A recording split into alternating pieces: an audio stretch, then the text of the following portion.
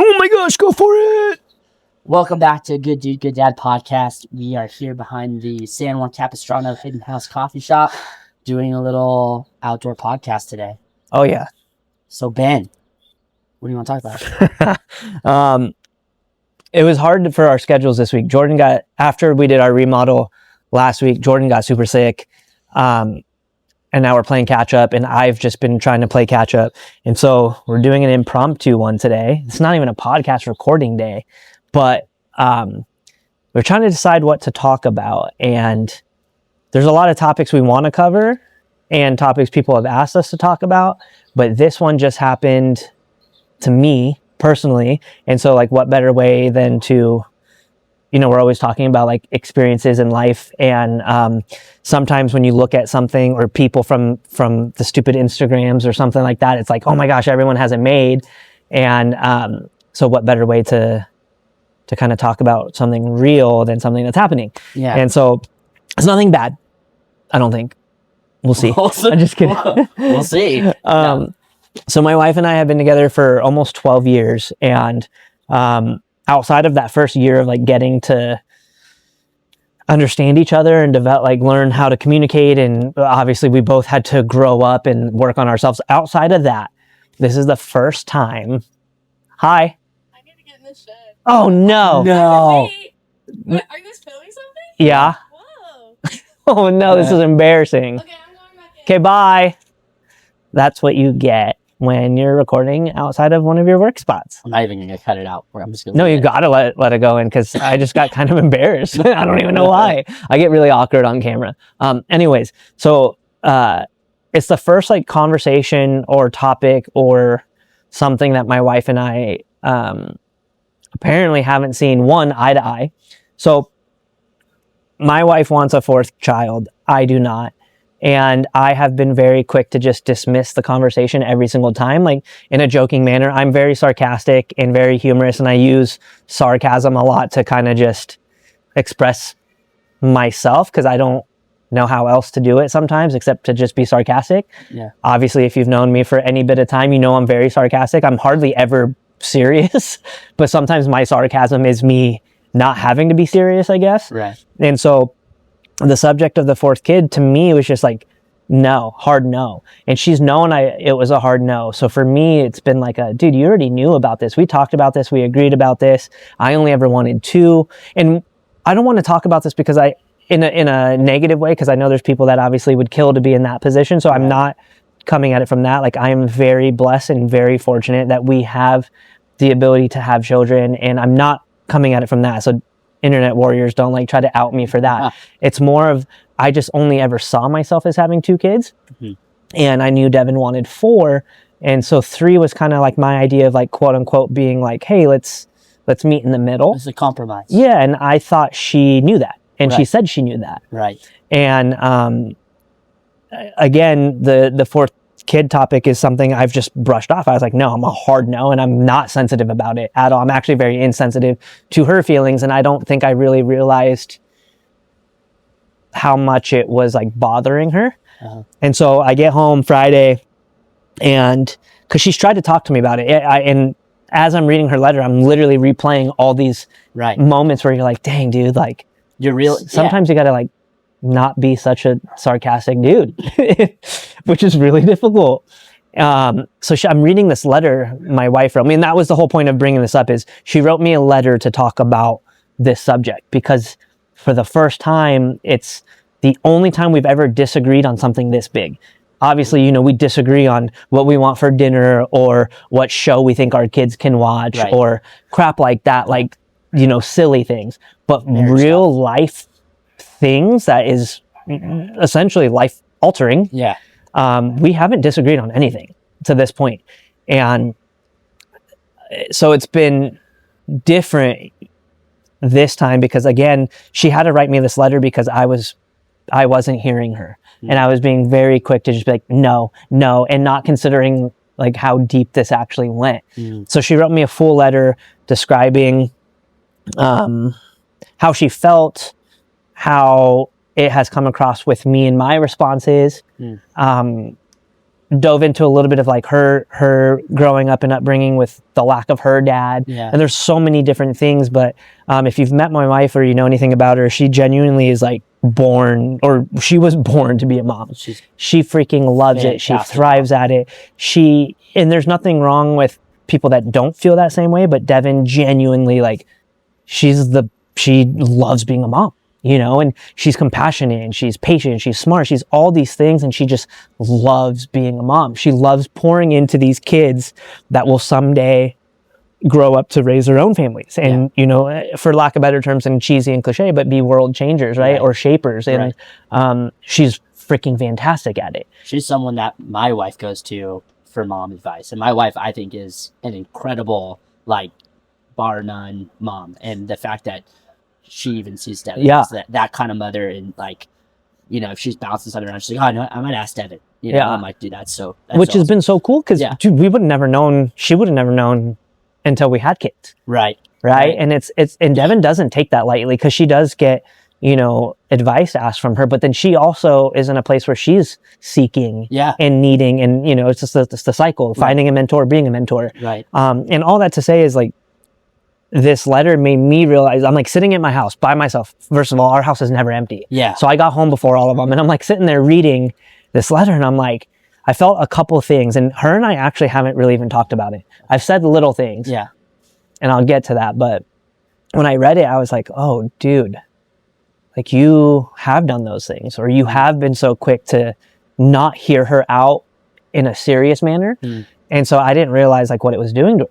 And I think that's the first emotion and takeaway I had, was like, dang, dude, you gotta, like, chill sometimes. Like, yeah, like, be funny and goofy, but I wasn't taking into consideration how insensitive that was. To the point where my wife felt like she couldn't even talk to me about it because I wouldn't let her finish. And I was like, dude, that was like one of those tough pills to swallow, because we talk about, like, always wanting to show up and do these things, and I was like, I'm actually kind of getting emotional about it. But I was like, how am I not gonna listen? You know? And I think it, like, got to me in a way of, dude, like, you show up for all these other people all the time, and then what the heck? This is not provoked, or unprovoked.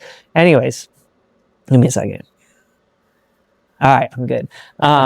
It was just one of those things where I was like, how can you show up for all these people, your wife, almost 99% of the time, and then something that is this big, just, like, laugh it off? But that has just been my coping mechanism since I got out of the Marine Corps. Like, honestly, the humor and sarcasm is, like, how I cope with a lot of things, because I don't want to let myself get to a place where a different emotion, like rage and anger, comes out.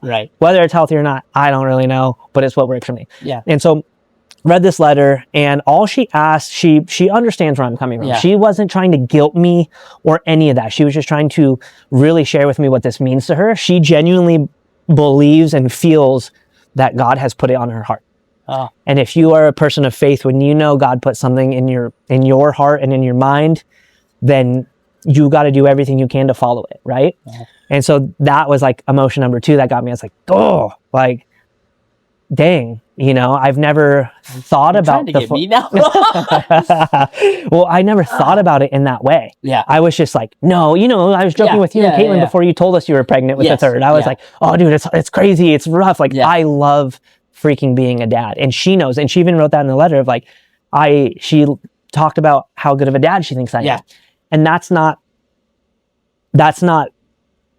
her point in doing this. Like, obviously, if we had another child, like, I would love the kid, right? Like, no matter what. 100%. But I've been in this place where I love this new stage of life we're in. Like, our youngest is now 2.5. Like, we're just in a new stage, and it's been so fun for me. Like, I feel like for dads, it's different, because we don't get some of the initial bonding experiences with the kids, right? 100%. Like, we're not breastfeeding. We don't have, like, that paternal, like, just instinct that the kid and mom have.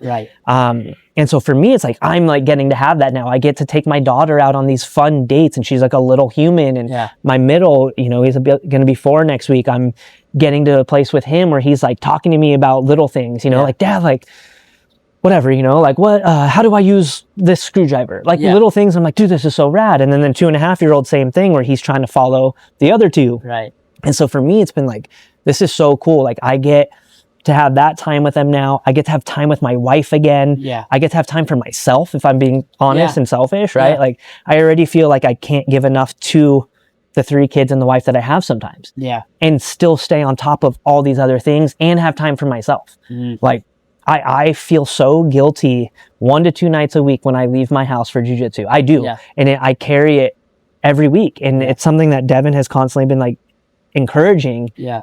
And, but I feel it. Right. And I'm sure you relate to that too, right? Like, as a dad and as a husband, like, yeah, you need to have time for yourself, because if not, dude, you're going to burn out, right? And then Right. you're going to become the worst version of yourself. Right. So there's that balance, but I feel guilty because it's like, I chose to be a dad. Yeah. I chose to be a husband. I should be giving you all, Right. you know, but sometimes I know it sounds dumb, but put your mask on before yourself in an airplane, or before you help someone else. 100%.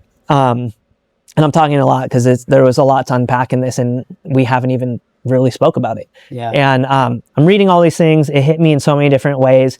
And again, to go back to the letter, she wasn't saying it to make me feel guilty or to even peer pressure me. It was more of just like pouring her heart out and where she was at with what this subject is, Right. and what she feels called to do, and to be just where to be right now. Yeah. And I think the letter was the best thing she could have ever done, because I don't think I would have heard her out fully. If I'm being Yeah. honest, as much as I would like to say, oh yeah, I would have heard her out, I don't think I would have, Yeah. because I have been a hard no.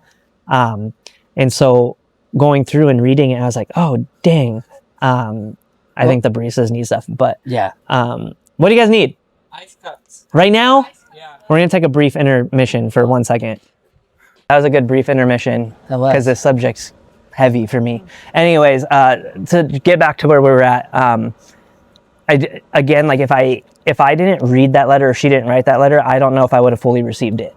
And as like somebody who interviews people and talks about like the things that we like to be a good dude and a good dad, like prior to that letter, I was clearly not being the best partner and the best husband in hearing her out. And I don't think I really realized it because of my quick, oh, she already knows how I feel.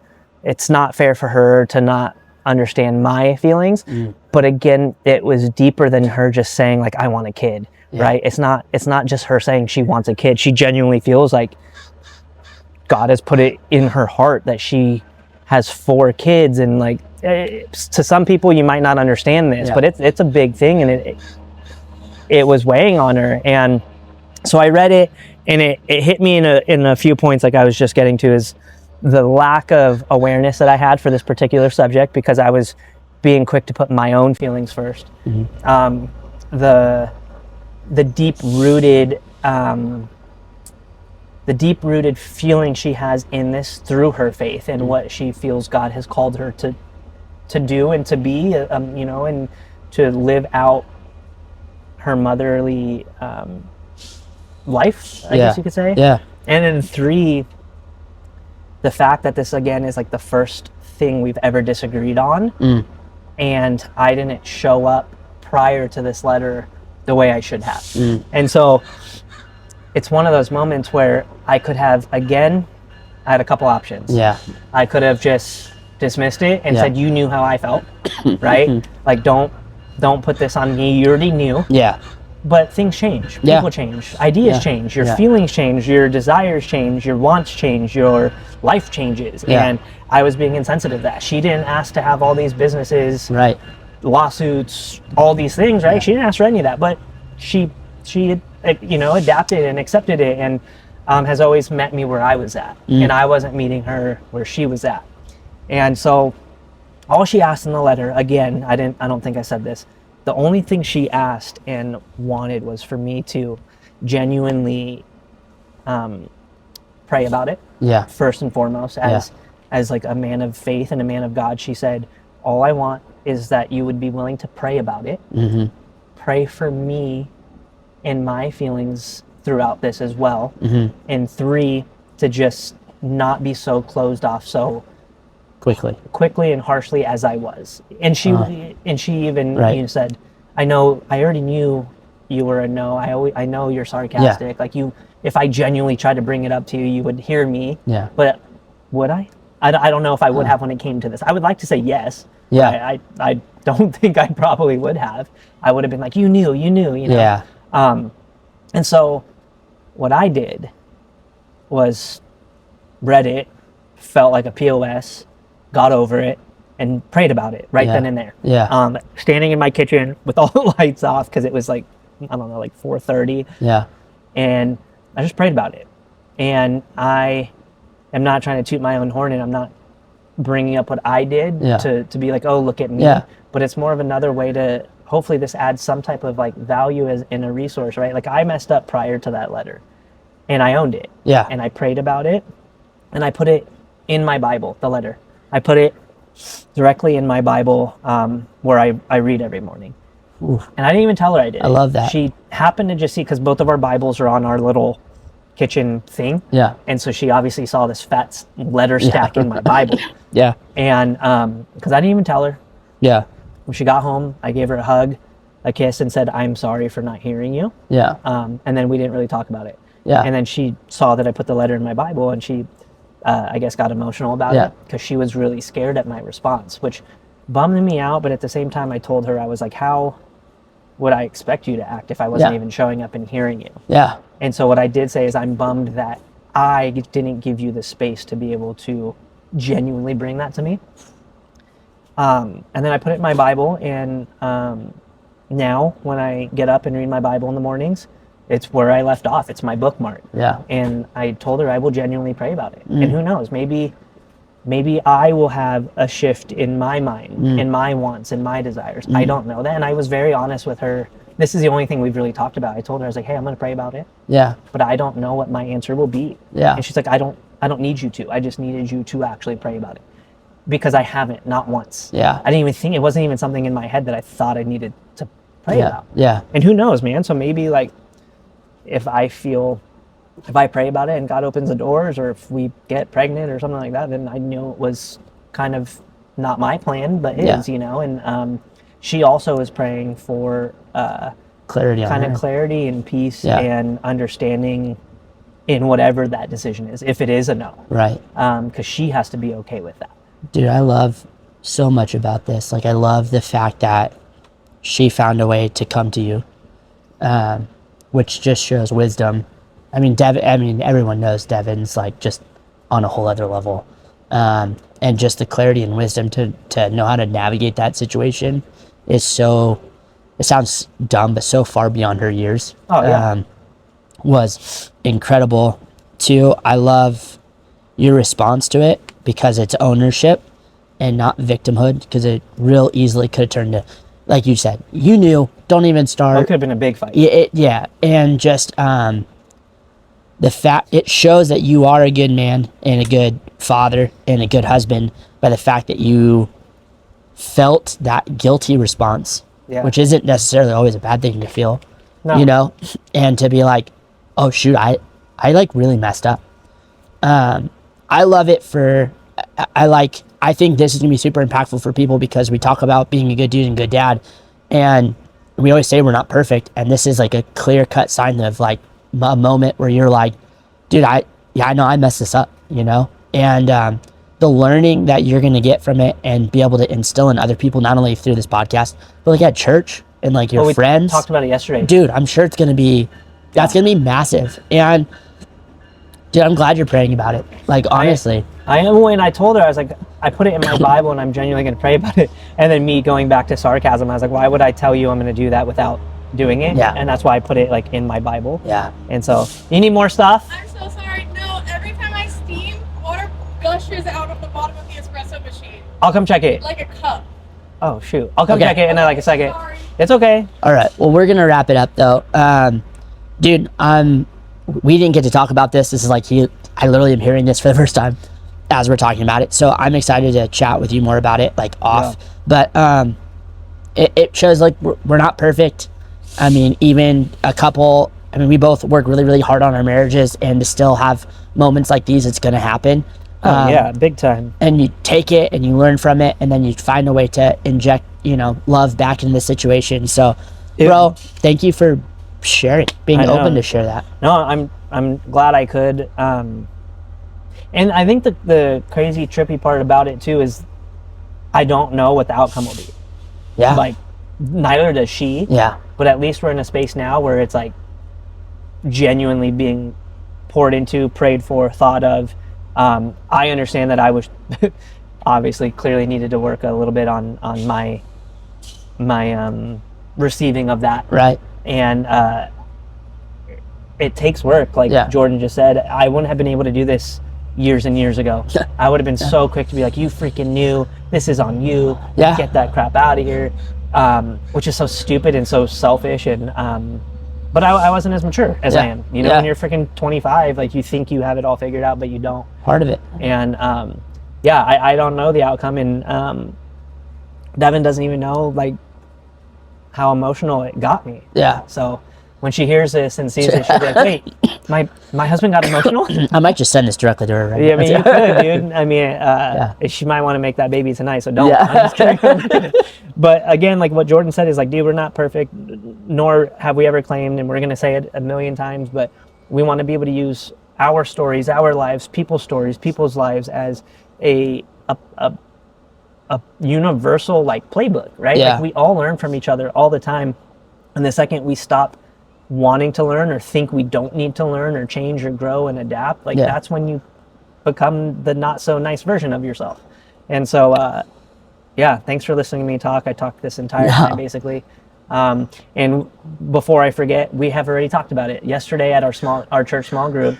It got brought. I talked to the two dads, and one dad is actually going through very similar thing, and I had no idea. So this conversation already brought us into that conversation, and I just told him how I felt, and the other one just had their fourth. Yeah. So he was obviously it's not a big deal, and I was like, it's not that it's a big deal. It's something I've never wanted or thought of. I shouldn't say want. I need to change my language in that, but it's something I've never envisioned for myself. Right. But it's only been 3 days, and I've already had 2 now conversations about it, because I genuinely am trying to seek it out. I'm not going to just, because I see how important it is to her, I'm not going to just be so quick to dismiss it. But if I do pour into this and I pray about it and I feel as if our family is complete, I have to be able to share that to her, and she needs to be able to have that own clarity to herself. And this may be, and I was just wait till off air, but I'll just do it now.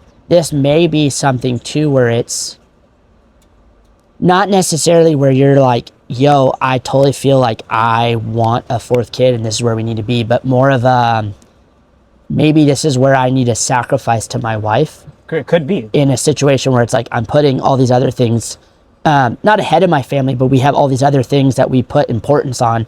And maybe this is one of those things where it's like, hey, she sacrifices so much for me that I need to sacrifice in this situation. Because once the baby gets here, you're going to be the world's greatest dad no matter what. Yeah. And maybe it's one of those things where you go, it may not be one of those things that I want, but God's trying to teach me how to sacrifice in this spot right now for her.